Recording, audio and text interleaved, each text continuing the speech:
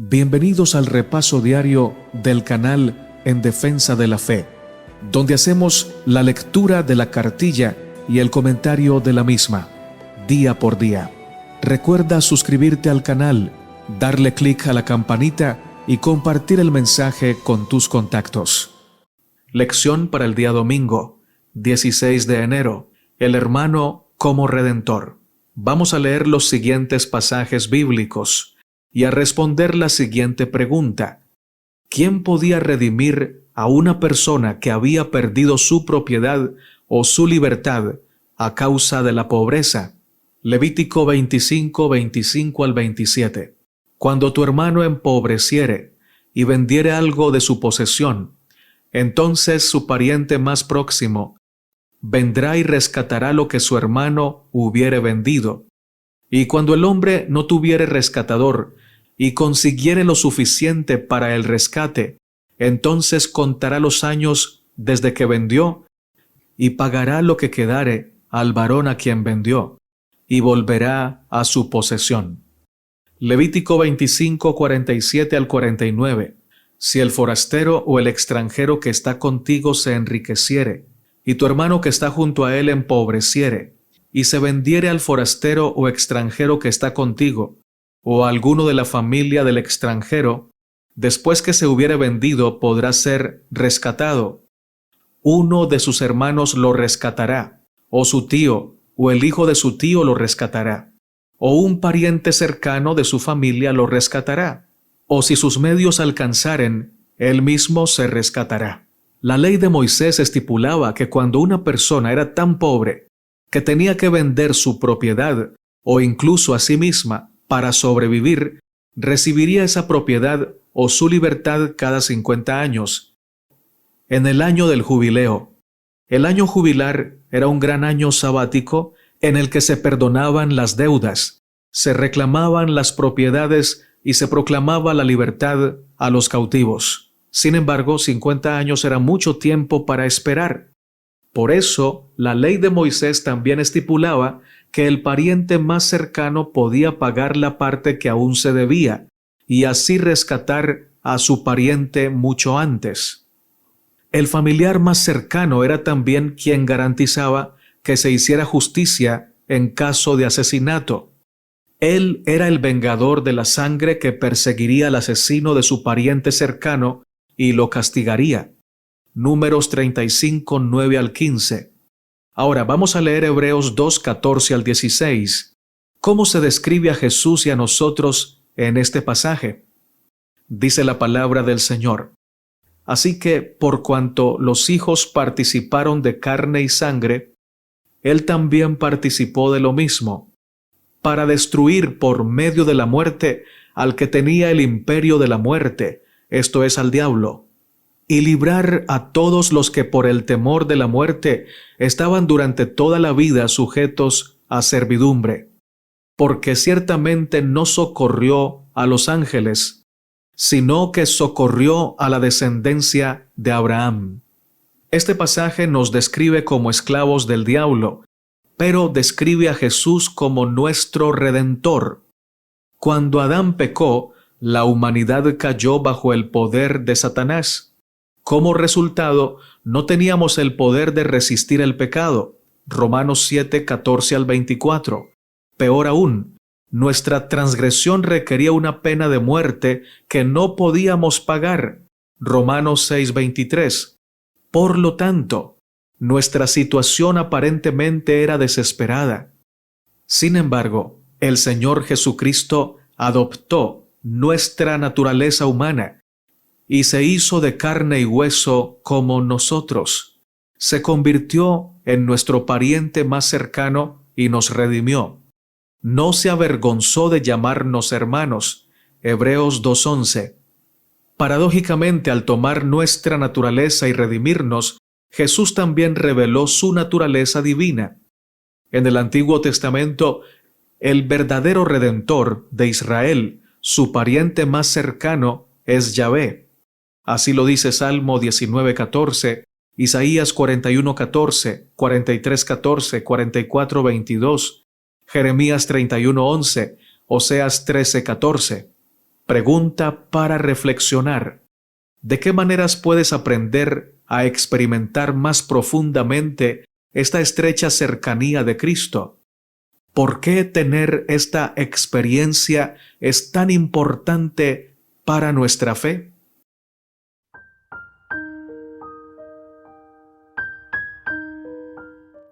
Domingo, 16 de enero. El hermano como redentor. Hebreos capítulo 2, verso 14 al 16.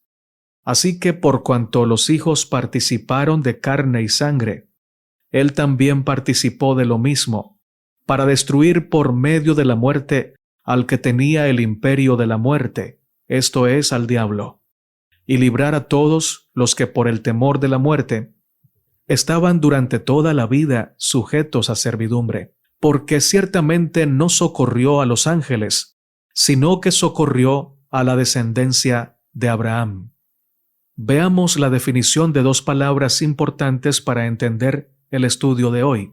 La palabra redimir significa libertar, rescatar, salvar. Redimir generalmente es traducción de las formas del verbo hebreo gaal, que significa rescatar, comprar otra vez o recuperar. Por otro lado, la palabra redentor significa redimir, rescatar a alguien de la esclavitud, librarlo de una obligación.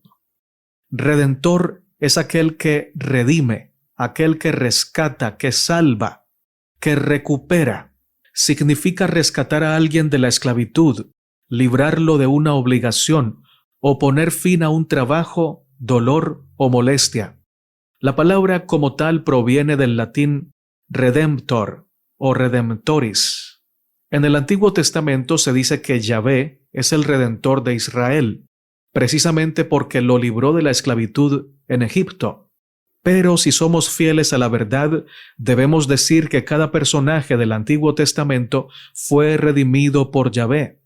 Todos estaban esclavizados por el pecado, pero todos aquellos que aceptaron su llamado los libertó y los trajo a la luz y la verdad.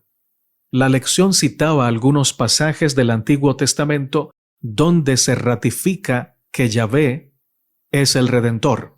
Salmos 19:14 dice: «Sean gratos los dichos de mi boca y la meditación de mi corazón delante de ti, oh Jehová, roca mía y redentor mío».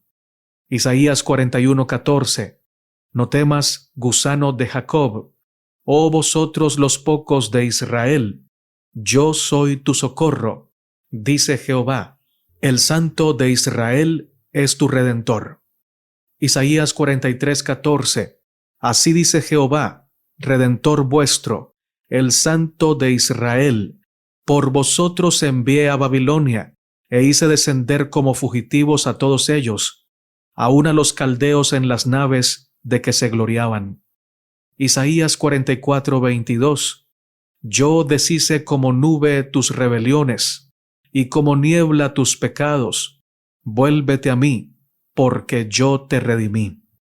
Jeremías 31:11. «Porque Jehová redimió a Jacob, lo redimió de mano del más fuerte que él». En el Nuevo Testamento el título de Redentor se le otorga a Jesús, nuestro hermano mayor, quien por su sacrificio expiatorio nos entregó plena salvación y nos hizo libres en su gracia. No estaríamos aquí, ni tendríamos vida y salud, de no ser porque Cristo pagó nuestra deuda. Necesitábamos redención porque habíamos sido vendidos al pecado por causa de nuestras malas decisiones. Ninguno de nosotros podía ni puede pagar con sus propios esfuerzos o sus propios méritos la deuda que se tenía a causa de nuestras maldades. Solo Cristo podía ayudarnos, solo Él podía otorgarnos libertad. El precio era muy alto, de tal manera que ningún hombre podía reunirlo para pagar la deuda. Ni siquiera toda la humanidad, trabajando en consenso y mancomunadamente, podían alcanzar a pagar el precio. Sin embargo, Cristo sí podía. Dios era el único que podía pagar esa deuda. Y Cristo no tuvo problema en pagarla, porque nos amaba y nos ama con amor eterno. El amor no considera imposible nada que tenga que hacer para darle al hombre la redención. Primera de Corintios 1:30 dice: Mas por obra suya estáis vosotros en Cristo Jesús, el cual se hizo para nosotros sabiduría de Dios y justificación y santificación y redención. Primera de Timoteo 2:6, quien se dio a sí mismo en rescate por todos, testimonio dado a su debido tiempo. Tito 2:14, quien se dio a sí mismo por nosotros para redimirnos de toda iniquidad y purificar para sí un pueblo para posesión suya, celoso de buenas obras. Gálatas 3:13, Cristo nos redimió de la maldición de la ley, habiéndose hecho maldición por nosotros, porque escrito está: maldito todo el que cuelga de un madero. Hechos 20:28, tened cuidado de vosotros y de toda la grey, en medio de la cual el Espíritu Santo os ha hecho obispos, para pastorear la iglesia de Dios, la cual él compró con su propia sangre. Romanos 3:25, a quien Dios exhibió públicamente como propiciación por su propia sangre a través de la fe, como demostración de su justicia, porque en su tolerancia Dios pasó por alto los pecados cometidos anteriormente. Dice la matutina Cada día con Dios, del 15 de agosto, titulada El Divino Sustituto, párrafo 2. Oh, qué ansias tenía Cristo de salvar a los perdidos. El cuerpo crucificado en la cruz no claudicó de su divinidad, de su poder de salvar por medio del sacrificio humano a todos los que aceptaran su justicia. Al morir en la cruz, transfirió la culpa de la persona del transgresor a la del divino sustituto si aquel ejercía fe en él como su redentor personal. Los pecados de un mundo culpable, que en figura se presentan de color carmesí, fueron imputados al divino representante. Domingo, 16 de enero, el hermano como redentor. En las leyes dadas a Israel hay una hermosa ilustración de la relación de Cristo con su pueblo, cuando por la pobreza un hebreo había quedado obligado a separarse de su patrimonio y a venderse como esclavo. El deber de redimirle a él y su herencia recaía sobre el pariente más cercano. Así lo dice Levítico 25:25 y 47 al 49, también Ruth 2:20. Así también la obra de redimirnos a nosotros y a nuestra herencia, perdida por el pecado, recayó sobre aquel que era pariente cercano nuestro, y a fin de redimirnos, él se hizo pariente nuestro, más cercano que el padre, la madre, el hermano, el amigo o el amante, es el Señor nuestro Salvador. No temas, dice él, porque yo te redimí, te puse nombre, mío eres tú, porque en mis ojos fuiste de gran estima, fuiste honorable, y yo te amé. Daré pues hombres por ti y naciones por tu alma. Isaías 43, 1 y 4. Cristo ama a los seres celestiales que rodean su trono, pero ¿qué explicará el gran amor con que nos amó a nosotros? No lo podemos comprender, pero en nuestra propia experiencia podemos saber que existe en verdad. El deseado de todas las gentes, página 294. Cristo nunca pasó de largo a nadie por inútil, sino que procuraba aplicar a toda alma su remedio curativo. Procuraba infundir esperanza en los más rudos y en los que menos prometían, poniendo delante de ellos la seguridad de que podían llegar a ser sin tacha y sencillos, y de carácter tal que les daría a conocer como hijos de Dios. Muchas veces se encontraba con los que habían caído bajo la influencia de Satanás y que no tenían fuerza para desligarse de sus lazos. A uno tal, desanimado, enfermo, tentado, caído, Jesús le dirigía palabras de la más tierna compasión, palabras que necesitaba y que podían entenderse. A otros encontraba que sostenían combate a brazo partido con el enemigo de las almas. A estos les animaba a que perseveraran, asegurándoles que vencerían, pues los ángeles de Dios estaban de parte de ellos y les darían la victoria. La fe por la cual vivo, página 100. La vida de Cristo fue mansa y humilde. Eligió esa vida a fin de poder ayudar a la familia humana. No se colocó sobre un trono como el comandante de toda la tierra. Dejó a un lado su manto real. Se quitó la corona regia para ser uno de los componentes de la familia humana. No tomó sobre sí la naturaleza de los ángeles. Su obra no fue el oficio sacerdotal de acuerdo con las designaciones de los hombres. Era imposible para éstos comprender su exaltada posición a menos que el Espíritu Santo la hiciera conocer. En nuestro favor, revistió su divinidad con humanidad y descendió del trono real. Renunció a su posición de comandante de las cortes celestiales y por nosotros se hizo pobre, a fin de que por su pobreza fuésemos enriquecidos.